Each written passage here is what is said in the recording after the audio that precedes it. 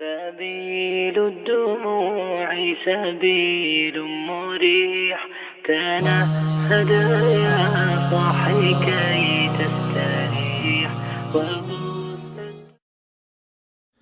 Assalamu alaikum, dear Shaykh. I'm writing you this letter today to ask for some of your time, because I fear I don't have any left of my own.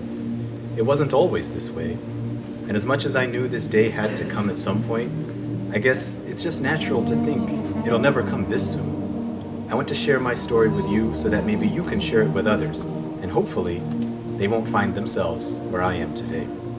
Shaykh, you've known me since I was a little kid, and it's my fault for not staying in touch. So now I'm asking for that chance to reconnect. When I was 6 years old, my parents sent me to the masjid to read Quran with you. It was one of the scariest days of my life, when my mom took my shoes off and sent me inside to meet the man who would change my life forever. And as much as I cried that day, your warm smile and soft voice and all the kids happily reading the words of Allah helped me form a connection with the masjid.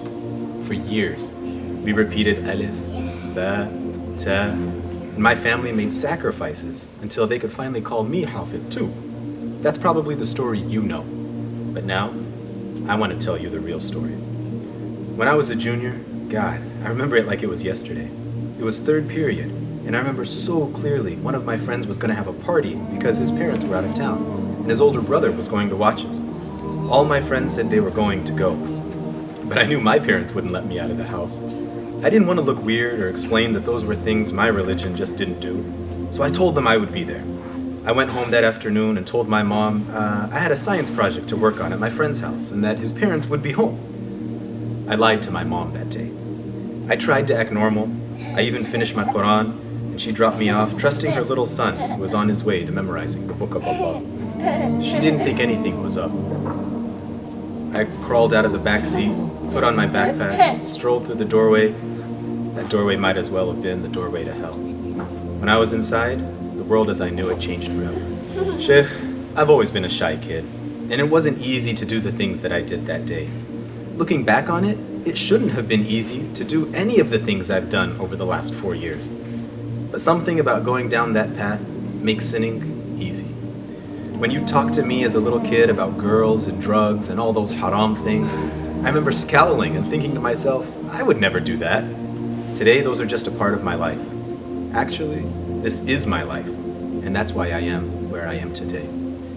The first time I saw a blunt, wallahi Sheikh, I didn't know what it was.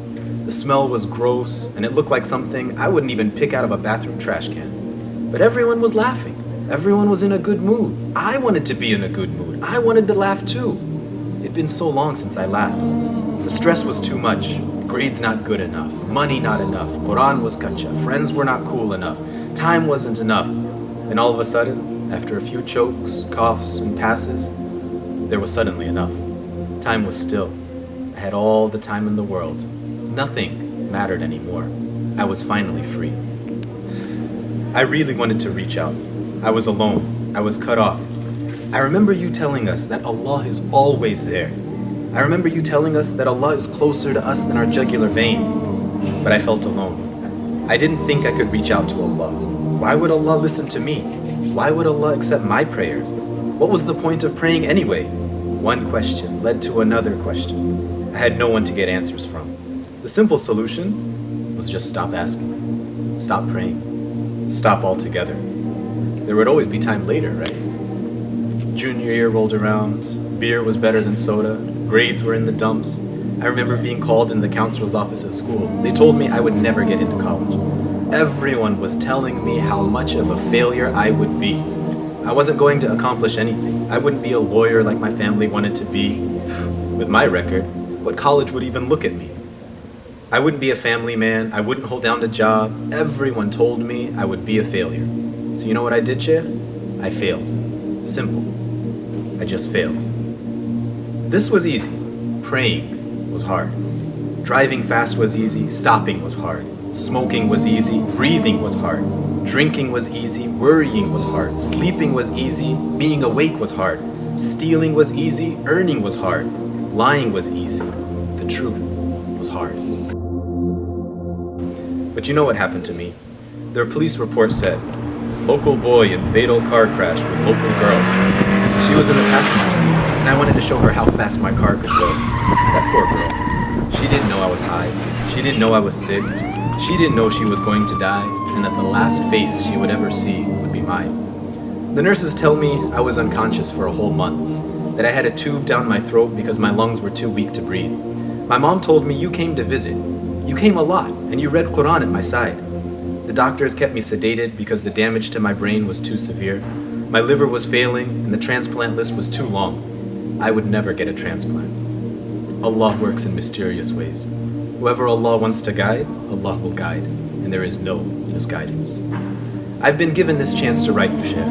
I'm asking for your time because I know I do not have any of my own. I want to ask for forgiveness, but I feel I do not deserve it. How do I ask for forgiveness? Will Allah accept my plea? My body is failing, and I do not have much time. I do not have any time. With my last breath, I pray that I had more time. The words of the Prophet ﷺ are true. The promise of Allah is true. I just want to go to Jannah, and I want everyone else to be there too. My time is up, but there may be time for others. Please share my story so someone else can learn from my mistakes. Oh Allah, I seek your forgiveness. والعصر إن الإنسان لفي خسر إلا الذين آمنوا وعملوا الصالحات وتواصوا بالحق وتواصوا بالصبر